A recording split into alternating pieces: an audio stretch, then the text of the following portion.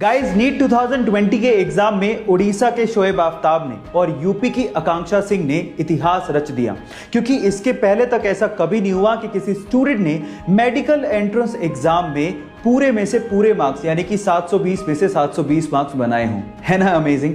लेकिन सवाल यह है कि शोएब और आकांक्षा दोनों के ही 720 मार्क्स थे, तो फिर शोएब को रैंक 1 और आकांक्षा को रैंक 2 क्यों दिया गया? उसके पीछे का रीजन मैं आपको बताता हूं। सबसे पहले इन दोनों के बायोलॉजी के मार्क्स, फिर फिजिक्स के मार्क्स और फिर केमिस्ट्री के मार्क्स कंपेयर किए गए और वो इक्वल थे। और फिर उसके बाद एज का क्राइटेरिया लगाया गया, जिसमें शोएब चूंकि आकांक्षा से बड़े थे तो उन्हें रैंक 1 दिया गया और आकांक्षा को रैंक 2।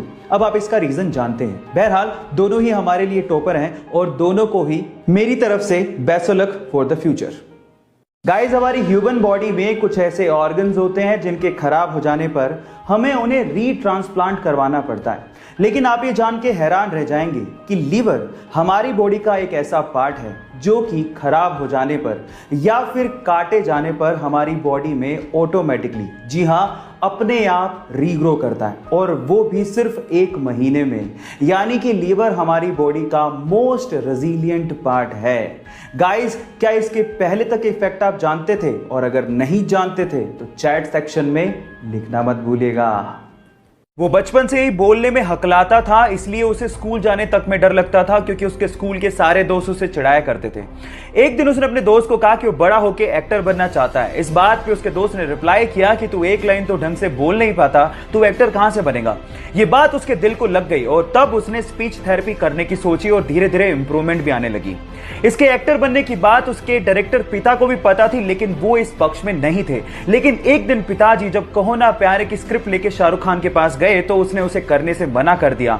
आनंद फानन में उन्होंने अपने बेटे को लॉन्च करने की सोची और जब 2000 में कहो ना प्यारे रिलीज हुई तो यह लड़का रातों रात स्टार बन गया। Yes guys, I am talking about Asia's handsome hunk, most superb dancer and most superb actor Hrithik Roshan. Guys, difficulties हर किसी के लाइफ में आती हैं, लेकिन उसे फेस करने वाला ही सुपरस्टार बनता है।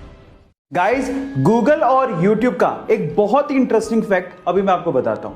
क्या आपको पता है कि सन 2006 में गूगल ने यूट्यूब को 1.65 बिलियन डॉलर्स में खरीदा था?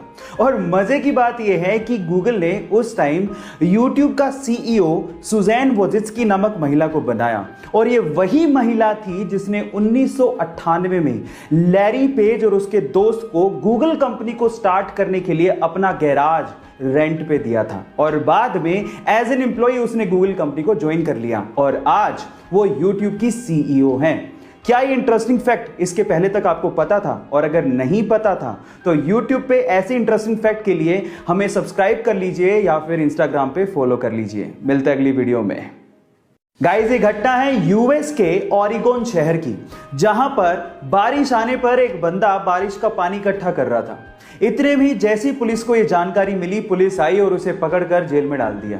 जब उस बंदे ने पुलिस से पूछा कि मेरी गलती क्या है, मेरा गुनाह क्या है, तो पुलिस ने कहा कि बारिश का पानी स्टेट की प्रॉपर्टी है और आप उसे इकट्ठा नहीं कर सकते।